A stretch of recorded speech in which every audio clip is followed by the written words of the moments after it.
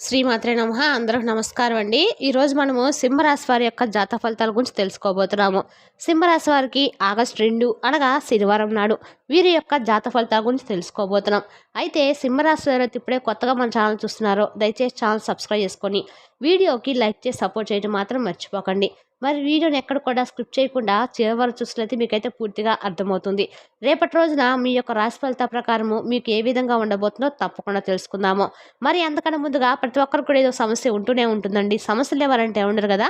అంటే ప్రేమ, పెళ్లి, ఉద్యోగం, వ్యాపారము, ప్రేమించి మోసపోవటము, నాగదోషము, సంతానం లేకపోవటము, భార్యాభర్తల మధ్య గొడవలు, ధనం నిలకడ లేకపోవటము, రాజకీయము, కోర్టు సమస్యలు, మీ మీద చెడు ప్రయోగాలు చేయటము, ఇలా ప్రతి ఒక్కరు కూడా ఏదో సమస్య ఉంటూనే ఉంటుంది. అయితే ఎక్కడెక్కడికో వెళ్ళి జ్యోతిష్యం నేర్పించుకొని నిరాశ చెంది ఉంటే ఒక్కసారి మన గురువు గారిని కాంటాక్ట్ అవ్వండి. శ్రీ కాళీమాత ఆశీస్సులతో జ్యోతిష్యం చెప్పబడును. మన గురువుగారి పేరు వచ్చి శివరామదాస్ స్వామి అండి. మీరు సంప్రదించిన ఫోన్ నెంబర్ 9764639967. చాలా నమ్మకమైన గురువుగారు అండి. ఈ గురువుగారి ద్వారా ఎంతో మంది లబ్ధి పొందారు. మన గురువుగారు స్త్రీ పురుష వశీకరణ చేయడంలో చాలా ప్రత్యేకత గలవారు. ఒక్కసారి ప్రయత్నించి చూడండి. మీకు ఎటువంటి సమస్య ఉన్నా నమ్మకంతో ఫోన్ చేసి చూడండి. 100% గంటలో పరిష్కారం చూపిస్తారండి. ఇప్పుడు వివరాలకు వస్తే కనుక ముందుగా ఈ రాశి వారి యొక్క మనసు గమనించినట్లయితే ఈ సింహరాశి అనేది రాశి చక్రంలోని 5వ రాశి.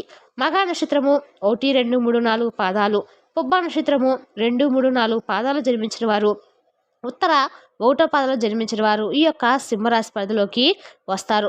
ఈ సింహరాశి వారికి అధిపతి వచ్చేసరికి సూర్యుడు అండి. ముందుగా ఈ సూర్యరాశి అంటే ఈ సింహరాశి అనేది రాశి చక్రంలోని 5వ రాశి అని తెలుసుకున్నాం కదా. ఈ రాశికి అధిపతి సూర్యుడు. సింహరాశిలో జన్మించిన వ్యక్తులకి ఈ సమయంలో ఎలా ఉంటుందంటే కనుక వీరు అనేటి అంశాలను కూడా తెలుసుకుందాము. ప్రస్తుతం అయితే వీరికి గ్రహాలు అనేవి మధ్యస్థ ఫలితాలుగా ఉన్నాయండి. కానీ వీరికి శని బాధలు అనేవి కాస్త ఎక్కువే ఉన్నాయని చెప్పుకోవచ్చు. అంటే శని దేవుడి యొక్క ఆ యొక్క అనుగ్రహం కాస్త తక్కువ ఉంది. శనిదేవుడు ఈ సమయంలో మీకు నష్టస్థానంలో ఉన్నారు కాబట్టి కాస్త కష్టాలు, సమస్యలు, ఆర్థిక సమస్యలు, అంటే డబ్బుకు సంబంధించినటువంటి సమస్యలు అయితే ఎదుర్కొనే అవకాశం కనిపిస్తుంది. ఈ రాశి వారు ఇలా డబ్బు పరమైన సమస్యలను వీరు ఖచ్చితంగా ఈ సమయంలో ఎదుర్కోబోతున్నారు. డబ్బుకు సంబంధించి కొన్ని సమస్యలు, అలానే లోటు అనేది ఏర్పడుతుంది. ఎంత కష్టపడినా చేతుల్లో ₹1 కూడా కనిపించదండి. మళ్ళీ అప్పు చేసే పరిస్థితి కూడా రావస్తుంది. ఇలా మీరు డబ్బుకు సంబంధించిన సమస్యలను ఎదుర్కోవటం అయితే దానితో పాటు ఆర్థికంగా కూడా కొత్త సమస్యలు పాలవటం కూడా, ఇలా డబ్బు చేతులు నిలవకపోవటము, అలానే మీరు చేయని తప్పులకు కూడా అంటే సమస్యలను అనుభవించడము, శిక్షను అనుభవించడం, చేయని తప్పులు కూడా మీరైతే బాధలు భరించడము, మీరు ఏ తప్పు చేయకపోయినా సరే కానీ సమస్యలు అనేవి రావటము, ఇలా వీరికి కొంత నష్టదాయకంగా ఉండబోతుంది. కనుక ఈ రాశిలో జన్మించిన వ్యక్తులు శనిదేవుణ్ణి పూజించండి. వీరు ఎన్నిసార్లు వీరిని కంట్రోల్ చేసుకున్నా, అంటే ఎన్నిసార్లు గొడవలు అనేవి జరగకుండా, గొడవలు అనేవి రాకుండా వీరు కంట్రోల్ చేసుకున్నా సరే కానీ గొడవలు అనేవి మాత్రం వస్తూనే ఉంటాయి. ఇలా ఈ రాశిలో జన్మించిన వ్యక్తులకి కాస్త సమస్యలు, గొడవలు అనేవి ఎక్కువై అవకాశాలు బాగా కనిపిస్తున్నాయి. ముఖ్యంగా ఈ రాశిలో జన్మించిన వ్యక్తులకి కొన్ని సమస్యలు అనేవి వచ్చే అవకాశం బాగా ఉందండి. కనుక వీరు శనిదేవుణ్ణి పూజించాలి. మనం ఎంతగా కంట్రోల్ చేసుకోవాలనుకున్నా మన సమస్యలకు మనం అంటే ఏ సమస్య రాకుండా దూరంగా ఉండాలి, సమస్యలకు దూరంగా ఉండాలని ఎంతో అనుకున్నప్పటికీ ఈ రాశిలో జన్మించిన వ్యక్తులకు ఎంతో అనుకున్నట్టు వాటంతట అవే ఏదో ఒక రూపంలో సమస్యలు అనేవి వస్తూనే ఉంటాయి. కనుక మన చేతిలో ఏమీ లేనప్పుడు మనం చేయాల్సింది ఒకటేనండి, దైవాన్ని నమ్ముకోవటము, దైవాన్ని మనం పూజించటము, దైవానుగ్రహాన్ని పొందాలి. ఇలా మనం చేయగలిగితే దైవం యొక్క అనుగ్రహంతో ఖచ్చితంగా కూడా శని బాధలు అయితే తొలగిపోతాయి. అష్టగదైర్యాలు కూడా తొలగిపోతాయండి. మనకి అష్టశలు కూడా కలిగిస్తాడు. శనిదేవుని యొక్క అనుగ్రహం ఉంటే ఇవన్నీ మనకు సమస్యలు అనేవి అస్సలు ఉండవని చెప్పుకోవచ్చు. శనీశ్వరుని యొక్క అనుగ్రహంతో కష్టాలు, సమస్యలు, బాధలు అన్నీ కూడా తొలగిపోతాయి. ఇలా ఈ సమయంలో కనుక మీరు శనిదేవుని యొక్క అనుగ్రహాన్ని తొలగించుకోవాలంటే మాత్రము ప్రతి శనివారం రోజున నవగ్రహాలను సింహరాశి వారు పూజించండి. ఇలా నవగ్రహాలు పూజించడం వల్ల గ్రహాలన్నీ కూడా వీరికి అనుకూలించి గ్రహాల యొక్క అనుకూలతో ధనవంతులుగా ఎదుగుతారు, ధనవంతులుగా మారిపోతారని చెప్పుకోవచ్చు. ఇక అంతేకాకుండా కూటికి లేని వారు కూడా కోటీశ్వరులుగా మారిపోతారు. సకల సమస్యల నుండి కూడా వీరు విముక్తులైతే పొందుతారని చెప్పుకోవచ్చండి.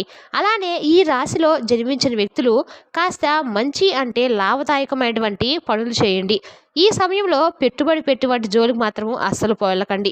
అంటే పెట్టుబడి వంటివి అసలు పెట్టకండి. అలా మీరు పెట్టుబడి వంటివి పెడితే కనుక సమస్యలనేవి ఇంకా ఎక్కువయ్యే సూచనలైతే బాగా కనిపిస్తున్నాయి. కనుక కాస్త జాగ్రత్తగా ఉండండి. మీ చుట్టూ ఉండే అనేక రకాల కష్టాలు, అనేక రకాల సమస్యలనేవి తొలగించుకొని సంతోషంగా ఉండాలి అనుకుంటే కనుక మీరు కాస్త జాగ్రత్తగా ఉండండి. ముఖ్యంగా మీరు చేసే పనిలో చాలా కష్టపడితేనే తప్ప మీకు ఫలితం అనేది ఉండదండి. ఇది గుర్తుపెట్టుకోండి. కనుక మీరు చాలా అంటే చాలా ఎక్కువగా కష్టపడాల్సి ఉంటుంది. దీనివల్లే మీరు జీవితంలో సంతోషంగా ఉంటారు. కాబట్టి కష్టం అనేది ఎంత ఎక్కువగా ఉంటే అంత మంచి ఫలితాలు అయితే పొందుతారు. కష్టపడకుండా ఫలితాలు అయితే అస్సలు పొందలేరండి. అలానే మీరు ఎవరితో ఈ సమయంలో గొడవలు కూడా ఊరికనేది ఎక్కండి. అంటే మీరు ఉద్యోగం చేస్తూ ఉన్నారనుకోండి, ఆ ప్రదేశంలో కూడా కొలీగ్స్‌తో చాలా జాగ్రత్తగా ఉండాలి.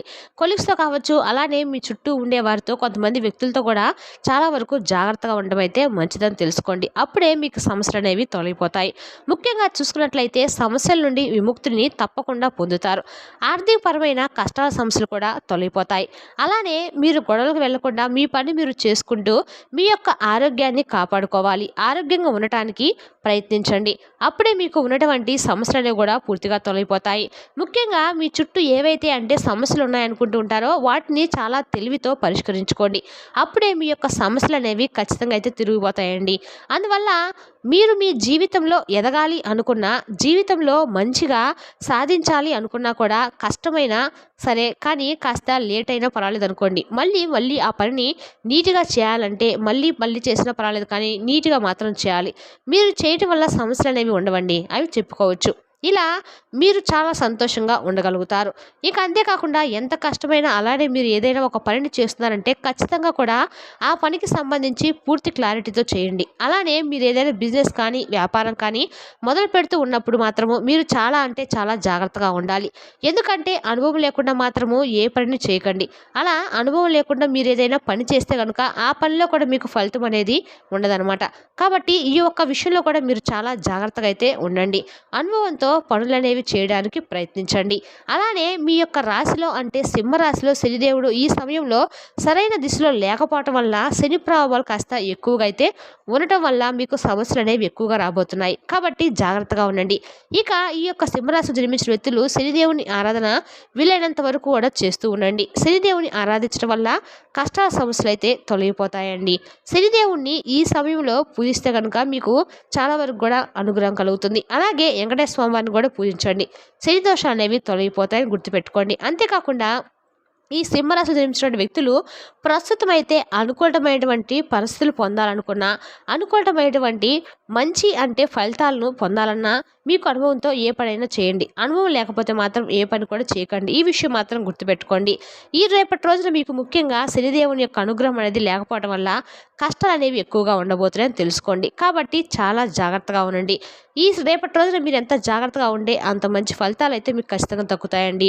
కాబట్టి మీరు ఈ రేపటి రోజున మీరు చాలా వరకు జాగ్రత్తగా ఉండండి. ఇక తెలిసిందాగా అండి సింహరాశి వారి యొక్క జాతక ఫలితాలను తిరిగి రేపటి వీడియోలో మళ్ళీ కలుసుకుందాం. Thank you for watching.